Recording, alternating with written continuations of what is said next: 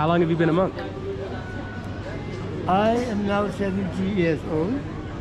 When I was only 7 years old, so seven to between 8, I was sent to monastery by my mom. Really? So those days I don't know what is mom. So my mom is a very religious lady. She has only one son, me.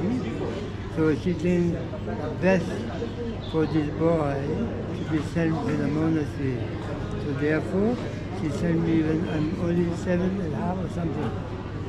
I became a monk when that time. Now I'm 70. So time was long. Yeah. Wow. I bet you've learned a lot of things. I, of course, relatively about Buddhism, about philosophy of Buddhism, about life, everything. From teacher, from business master, I learned a bit, yes. But learning is one thing. The real thing is we have to manage to practice and apply. Try to be everything, even glimpse of our nature. But that is still very limited, myself. Me too.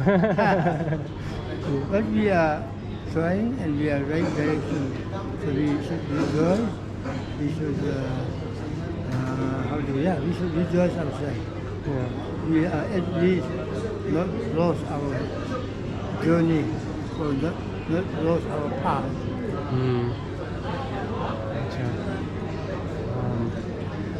What could you tell everyone about Buddhism? If you could say something about everyone, to say something to everyone. Basic principle of Lord Buddha's teaching in a simple way, be a good human being. Because we as a human, we have more ability than any other living being. We are more fortunate, we are more capable, we have more knowledge, we have more access to do good things. Therefore, be good human beings is a good Buddhist, and we can say following the teaching of Buddha. We can say that quite happily. So be good human being. But be good human being means we should be helpful to others, even not helpful, but don't harm. I think simply. Yeah. The 3 pure precepts, right? Yeah. Then of course, if we go more detailed, so many discipline, precept, practice, methods of practice, there is many. But be simple, be good human beings. It's good for human society, good for our family, good for our individual, and also good for all living beings. As long as our heart is pure, we try our level best not to harm others, that will contribute some kind of peace for every living being. Can you be a good Buddhist without ever knowing any of the Buddhist teachings? Without ever hearing them? You can. Because if somebody is a good human being, but maybe he don't know about Buddhism, maybe he don't follow so-called Buddhism, but maybe a very good human being. Of course, no need to claim as he or she is Buddhist, but he or she is a holder of the view and method and the essence of meditation, everything is there by his being good human being. So he's a good Buddhist, he's a good Christianity, he's a good Hinduism. Can call anything if human being is good. But if human being is not trying he or she level bad, even so-called Buddhist doesn't mean Buddhist. Even so-called very serious Christianity doesn't mean that. Jesus' teaching is compassion. Good afternoon, ladies and gentlemen. May I have saying I am a Christian. Same thing. Thank you. How do you meditate? I try to. I'm not good meditator. I shouldn't lie, but every day I try to be more calm in my inner level. Of course, to be that first, I try to be calm, my physical, my all this to be. Calmness comes from the combination of body, speech, and mind. Yeah, but of course the main thing is mind, but then mind is also related to the speech, related to the body, so therefore calming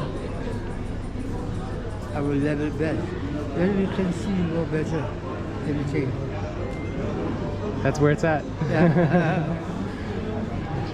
Thank you for speaking with me. Most welcome. I have so many more questions. I just need to think of them. So nice to meet you. It's nice to meet you too. What's your name, sir? My name is Thank you. Chenam. Chenam. Yeah, full name is Tenzin Namgyal, but it makes a abbreviation Chenam. And, is that your Dharma name or your given name? That's my Dharma name. Gotcha. Yes. Mine is Judao. Judah. Judao. Oh, that's from Zen. Zen Buddhism, yes, Yeah, sir. yeah. Yes. Very different, but you Yes. know, very Zen. similar. Yeah. It's interesting. Language is different. Method how to express slightly could be different. But not much different. All the same. Yeah. Every method of Zen, every method of Vajrayana Buddhism, everybody is the real core thing is try to be here. So that's it. What is your favorite practice that brings you close to there? For me as a Vajrayana practitioner, number one, my heart close to my teacher. Because in Vajrayana, teacher represents Lord Buddha. Because we never met Lord Buddha.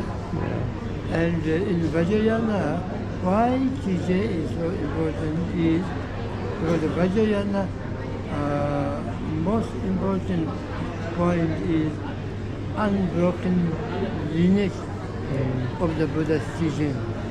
So that only comes from the genuine teacher to me.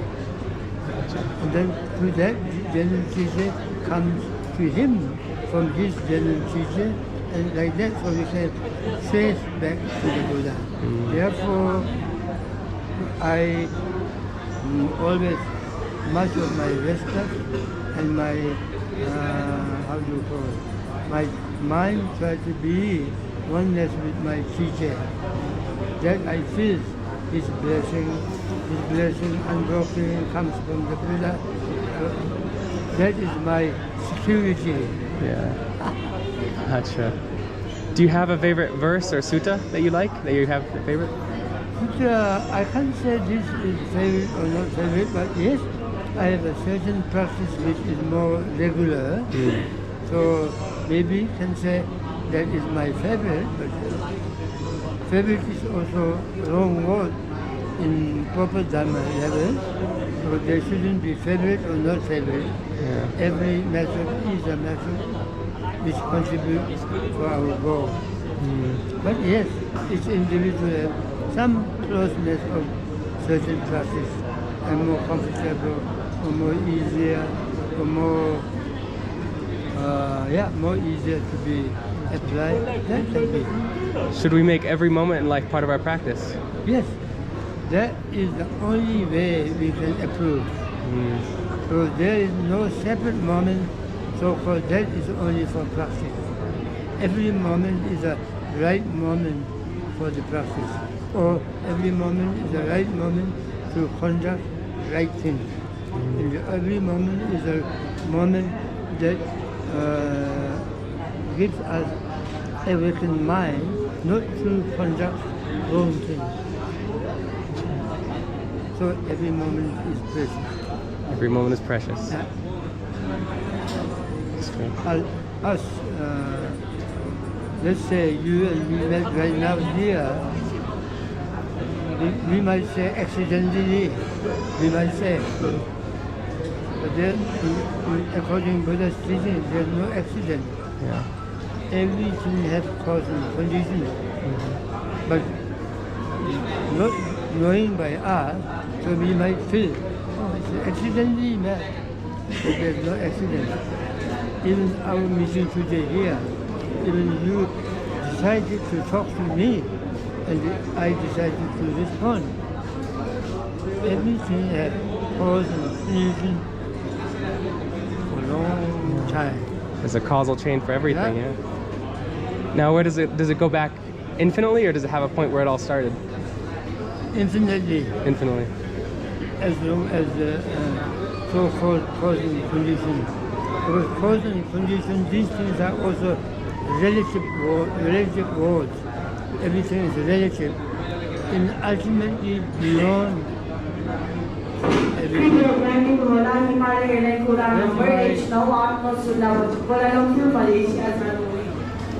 Another moment to practice patience, huh? It gives the different choices.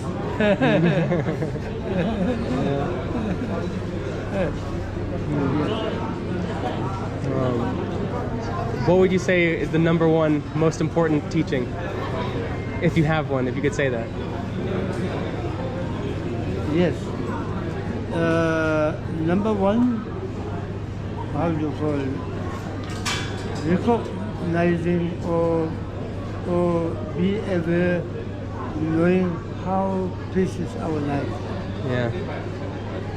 And precious yet very impermanent. Once this we know, genuinely, honestly, then we will try not to waste our time. Then we can loosen our grip, right? Yeah. Then from there, every moment we might try our level best to be right direction. Because very important, very precious life, yet very impermanent. So now we have to, then by knowing that, then we start to take opportunity to realize and to gain more wisdom, more meaningful, everything. So therefore, yes, recognition of precious human being, especially life, human life, and then how impermanent that is.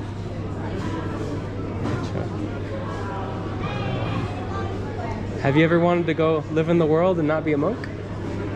No, No, never.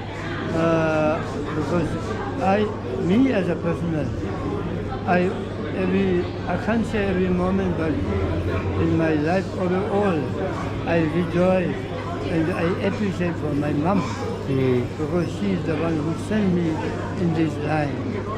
Gotcha. When I was only 7, when I'm 7, even I don't know what is monk, what is the proper, what is the meaningful or not meaningful, why. So now, of course, I know, and my life is when in this journey for 70 years. So each time I appreciate my mom's kindness because of her, I'm in this life. Have you lived in Nepal your whole life? Yes, my earlier life was in Nepal, in Pokhara. Pokhara, yeah. There's a small Tibetan refugee camp. My mom was, I born in Tibet in 1955. In 1959, Cultural Revolution happened and Tibet was occupied. So my mom escaped by carrying me for my safety and ran away from Tibet to Nepal. Wow. And then she settled in Pokhara. So my childhood was in Pokhara. But later in 1970s, I went to India for study in Varanasi.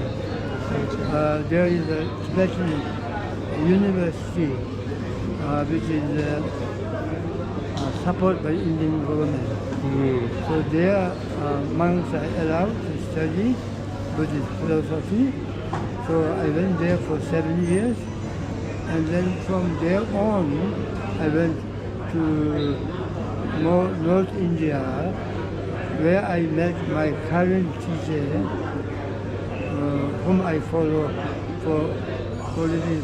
for the past 40 years. Wow. So still I follow him. So that's why now in India. Mm. In Uttarakhand, or Huh? was it in Uttarakhand? Uttarakhand, India, North India. North India. Yeah. Have you been? No, I'm gonna go. I'm gonna go to Uttarakhand, Kashmir. You know. Okay. No, my monastery where I live now is in, have you heard Dharamsala? Dharamshala, Where yes. the Dalai Lama is. Yeah. From there only 2 hours. Gotcha. Have you met the Dalai Lama? I met him many times. Hmm. Yeah. Many times. Yeah. Really? Wow. Because my teacher is very close to him. Wow. Or my teacher is one of the, how do you call it? One of the most respected Tibetan Buddhist teachers.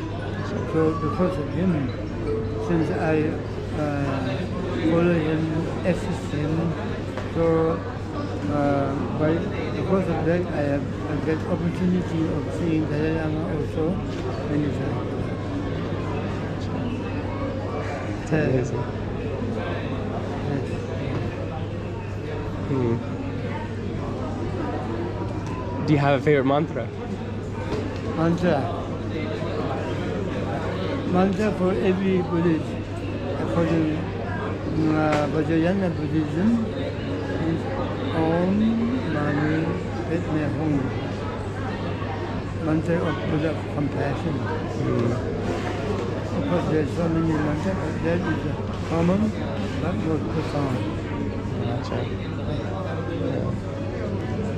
Yeah. Have you heard of the Heart Sutra? You remember the Heart Sutra? Hatsuta, yeah. Is that part of your lineage? No? Hatsuta is for everyone. For everyone. Every Buddhist, especially Mahayana Buddhist or Vajrayana Buddhist. Yes, yes. Beautiful. Hatsuta, essence of Hatsuta is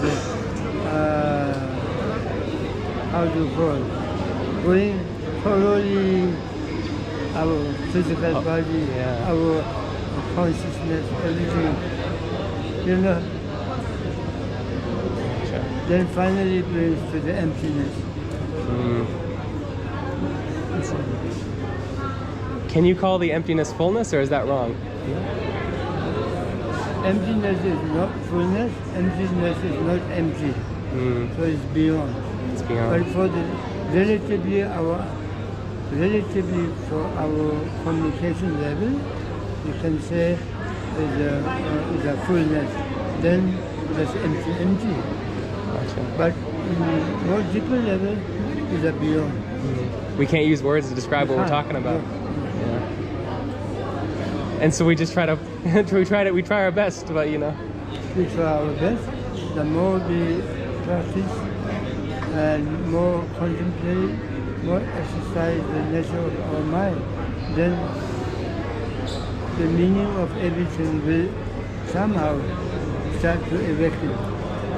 What is as the what Hatsuta says, or any other mantra, or any other practice, any meditation. If we genuinely manage to concentrate innerly, then start to awaken and see everything. Oh, okay. Can you tell me what it feels like? Does it feel like anything? Okay. Feeling is relative. Yes, if we talk relative level, feeling will be very pleasant. Feeling will be joyful. Feeling will be kind of limitless. You can say that. But yeah, something like that. But do you know it? Do you know it or you don't know it? You know, yeah. You know? Yeah. It doesn't mean when relatively we have to say we know. Because the feeling itself is kind of knowing. But then if we attached to that feeling, then that attachment, that feeling, then that feeling will destruct to us. So therefore, नमस्कार कृपया धन्यवाद तुम्हारा नमस्कार हिमालय ने programme आश्रय न पे काटा धन्यवाद Is enlightenment impermanent or beyond the impermanent? beyond. Himalaya ने Enlightenment is beyond the permanent or impermanent. Once realization is happening, then That's it. words are no use. Words are Or, no. I mean, words are not enough. Yeah. Because it's something inside. Because something is limitless, something is most profound. There's no words. Words are very, very relative.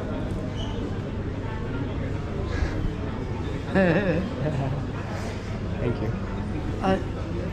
Unlimited things cannot be described by limited way. Mm. Isn't it? Yeah. No words do it. Of course, we are trying our best to understand in the beginning where we are now. And if somebody is really in the level of in the realization, then our relative words doesn't reach to explain. Therefore, Buddhahood is beyond everything, limitless, profound. The place of refuge. That's why it's called Ashina. Now, how do you pay respects to a Buddhist monk? Of course, if we know the preciousness of Buddha, then his teaching, we will also know how precious of his teaching. If we know how precious of his teaching, then we also know how precious of his Sangha. Sangha who bridge us to Buddha. So therefore Sangha is very important. If Sangha is upholding as a Sangha, then yes, respect naturally comes by knowing the importance of the quality and how they represent.